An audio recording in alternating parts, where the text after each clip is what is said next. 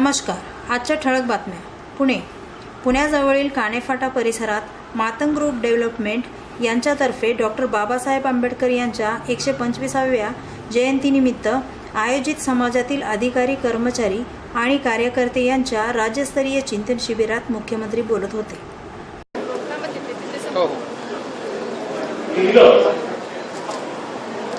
आणि खऱ्या अर्थानं समतेचं राज्य तयार केलं डॉक्टर बाबासाहेब आंबेडकर येतात निवेदन द्यायला. केवळ मातंग समाज नाही तर संपूर्ण भारताचे भूषण असलेले क्रांतीवीर लहुजी वस्ताद, सामान्य माणसामध्ये क्रांतीचं स्फुल्लिंग आपल्या शब्दातून ज्यांनी फुलवलं की लोकशाहीर अण्णाभाऊ साठे यांना मी या ठिकाणी नमन करतो. आज या MGD मातंग ग्रुप डेव्हलपमेंट अशी एक आगळीवेगळी चिंतनाची बैठक या ठिकाणी आयोजित केली. त्या बैठकीमध्ये या कार्यक्रमात उपस्थित या जिल्ह्याचे पालकमंत्री गिरीश बापटजी, आमचे सहकारी मावळचे लोकप्रिय आमदार संजय भिगडेजी, आजचे सर्व सत्कार मूर्ती आणि समाजातील सर्व प्रतिष्ठित भगिनी आणि बंधूंनो, मी खरोखर MGDचं मनपूर्वक अभिनंदन करतो. एक अत्यंत महत्वाची आणि चांगली अशा प्रकारची ही संकल्पना या चिंतन बैठकीच्या माध्यमातून या ठिकाणी साकार होते. कुठलाही समाज हा त्या समाजाच्या धोरणांच्या आधारावर चालत असतो. समाजातल्या चिंता हे बाहेरून कुंठांचं चिंतन कोणी करत नसतं. आपल्या अपेक्षा काय आहे, आपली दुःख काय आहे, आपल्या यातना काय आहे, हे समाजालाच माहिती असतं. आणि त्याच्यावर जर उत्तर शोधायचं असेल तर जोपर्यंत समाजातले विचारवंत त्याच्यावर चिंतन करत नाही, मंथन करत नाही, तोपर्यंत अशा परिस्थितीतलं मार्ग देखील निघत नाही.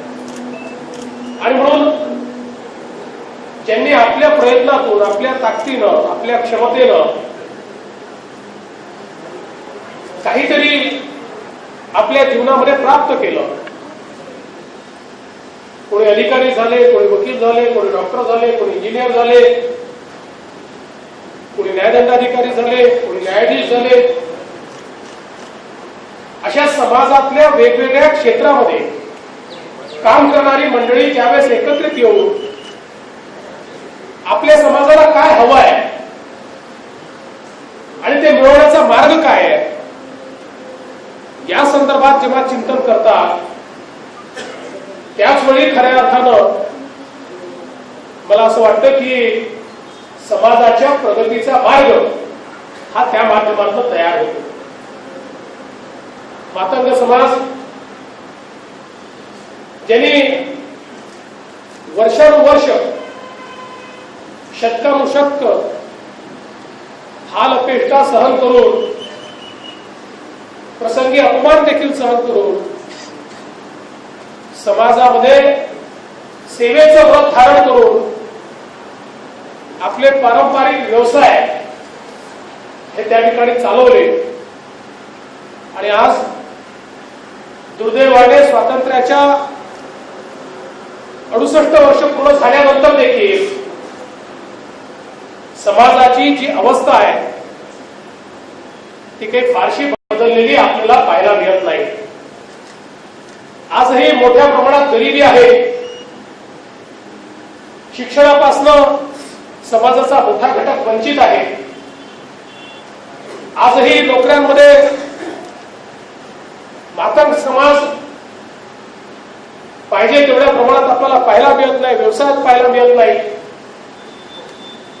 आणि एक प्रकारे आजही गरिबीमध्ये आणि कष्ट करत समाज जगताना आपल्याला पाहायला मिळतो. आणि म्हणून सातत्याने समाजाला पुढे नेता कसं येईल याकरता वेगवेगळे अभ्यासगट तयार झाले, वेगवेगळ्या शिफारसी आल्या. मी देखील ज्यावेळी याचा अभ्यास करत होतो 2011 साली अभ्यास गटानं काही शिफारसी केल्या. त्यातल्या 64 शिफारसी या सरकारनं स्वीकारल्या, पण त्याच्या 10% शिफारसींवर देखील कारवाई झाल्याचं मला दिसून पडलं. आणि म्हणून मी पहिला निर्णय घेतलाय की पुढच्या 15 दिवसामध्ये मी समाजाची बैठक बोलवणार आहे आणि या ज्या शिफारसी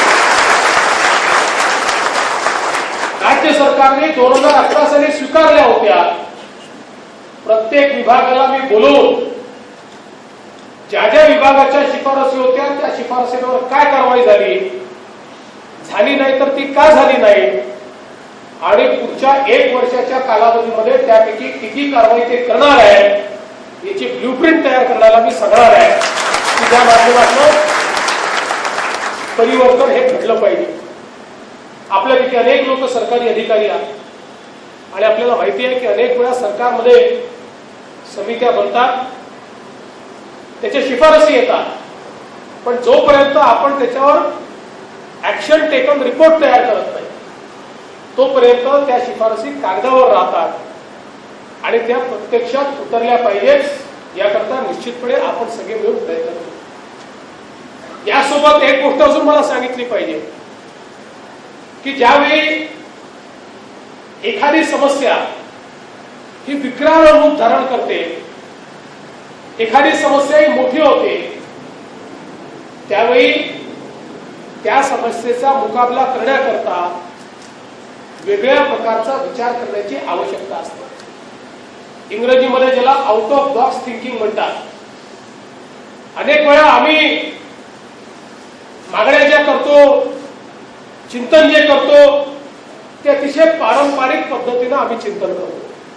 ते काही अयोग्य नाही आहे, मागणी एकही अयोग्य नाही आहे, पण त्याच्यासोबत हाही विचार केला पाहिजे की या मागण्या सगळ्या आपण ज्या ठिकाणी करतो आहोत त्या मागण्यांच्या माध्यमातून समाजातला किती घटक आणि किती वेगानं आम्ही पुढे आणू शकतो.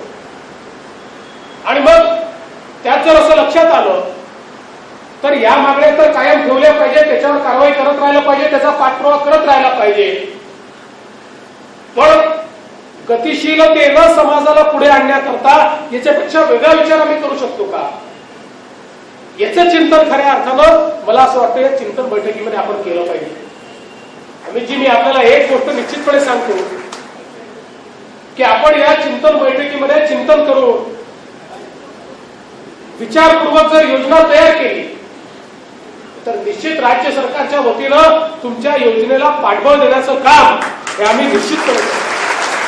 कारण मला विश्वास आहे आमचे दिलीपजी कांबळे या ठिकाणी आलेले आहेत, सरकारमधले एक अतिशय सशक्त अशा प्रकारचे मंत्री आहेत. आज खरं म्हणजे त्यांच्या घरी विवाह सोहळा आहे, मला देखील त्यांच्या विवाह सोहळ्यात जायचं आहे, पण या कार्यक्रमाचं महत्व समजून या ठिकाणी ते आले आहेत. दिलीपजी, आता तुम्ही या ठिकाणी आले आहेत, तुम्ही यायच्या आधी मी एवढंच सांगितलंय, म्हणजे तुमच्यावर जबाबदारी मला टाकता येईल म्हणून सांगतो की मागच्या काळात जो एक अभ्यास गट तयार झाला होता लवजी वस्तादांच्या नावाने, त्याने 64 शिफारसी त्या ठिकाणी केल्या होत्या ज्या शासनानं 2011 साली स्वीकारल्या होत्या, परंतु त्याच्यावर कुठली कारवाई त्यानंतर शासनाच्या माध्यमातून केली नाही. या ठिकाणी मी सांगितलं की 15 दिवसामध्ये समाजाची बैठक बोलवून प्रत्येक विभागाने सादरीकरण त्याच्यात करायचं, त्यांच्या शिफारसी काय होत्या, त्याच्यावर काय कारवाई केली आणि पुढच्या 1 वर्षात काय कारवाई केली जाईल.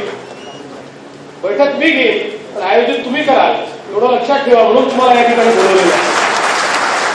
आज या निमित्ताने मी आपल्याला दुसरं आश्वासन या निमित्ताने देतो की विविध प्रकारच्या ज्या मागण्या मी प्रत्येक मागणीच्या तपशिलात जाणार नाही, पण आता अमितने जो एक चॅप्टर ऑफ डिमांड या ठिकाणी वाचून दाखवला, माझं मत आहे की त्या सगळ्या महत्वाच्या आहेत आणि त्याच्यावर अनेक वर्षापासून अनेक मागण्या आपल्या त्या प्रलंबित आहेत.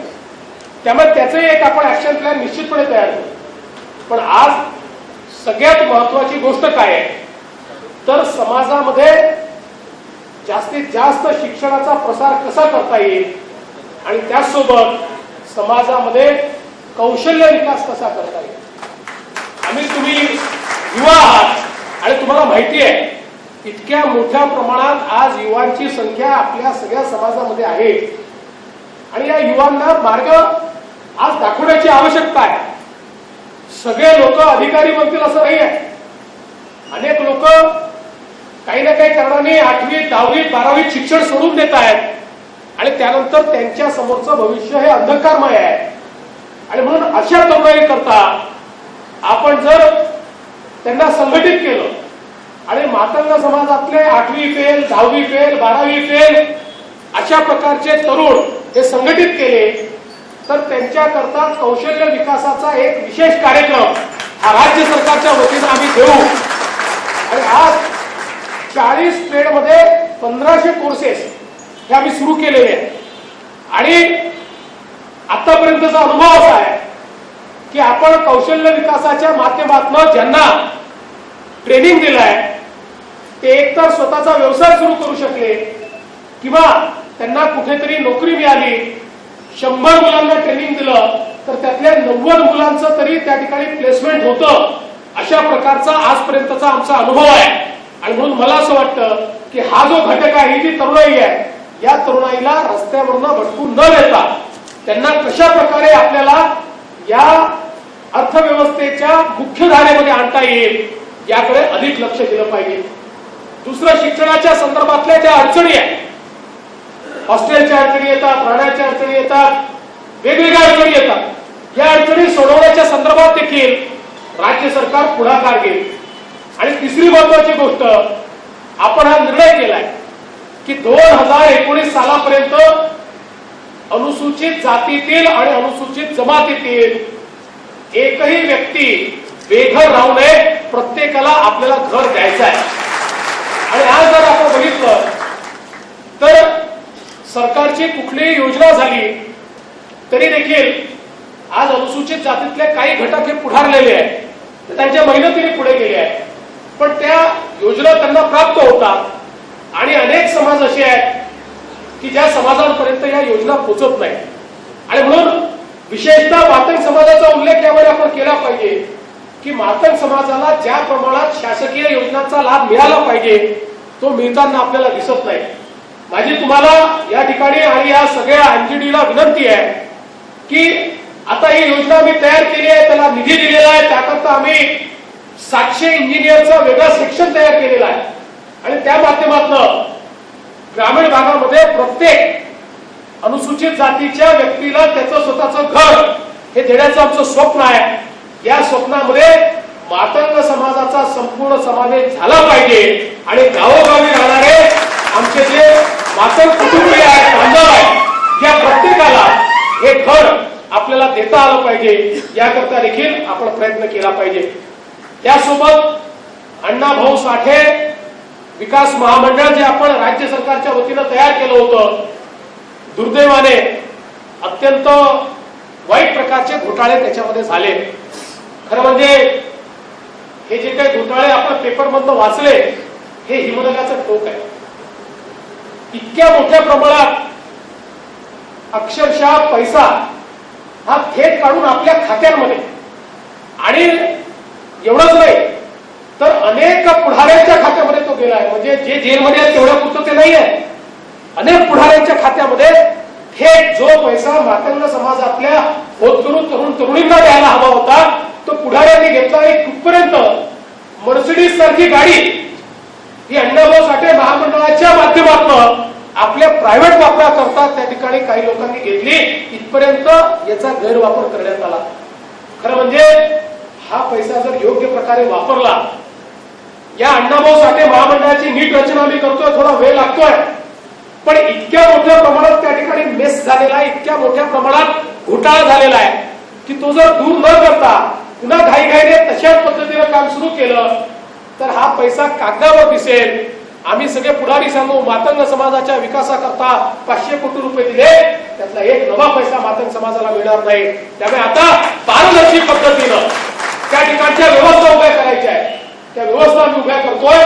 पण आपण काळजी करू नका, लवकरच नीट महामंडळाचे सगळे व्यवहार हे आम्ही सुरू करू आणि या महामंडळाच्या माध्यमातून खऱ्या अर्थानं आपल्या समाजातील गरजू लोकांना कौशल्य देणं आणि त्या कौशल्याच्या अनुरूप त्यांना निधी उपलब्ध करून देणं हे काम आपण या निमित्ताने सुरू करणार आहोत. आणि मी आपल्याला विश्वास देतो की एक अतिशय पारदर्शी अशा प्रकारची दलाल विरहित अशा प्रकारची संस्कृती या अण्णाभाऊ साठे महामंडळामध्ये आम्ही निश्चितपणे तयार करू. मी आज या निमित्ताने फार अधिक वेळ बोलणार नाही. आपल्याला एवढंच आश्वस्त करण्याकरता आलो आहे की या निमित्ताने आपण सगळ्यांनी एक विचार केला पाहिजे, विचार मंथन केलं पाहिजे. त्या मंथनातून त्या चिंतनातून आपल्याला या ठिकाणी जे जे काही सुचवायचं आहे ते राज्य सरकारला आपण सुचवा. राज्य सरकार आपल्या पाठीशी उभं राहील एवढंच या निमित्ताने सांगतो आणि माझं बोलणं संपवतो. धन्यवाद.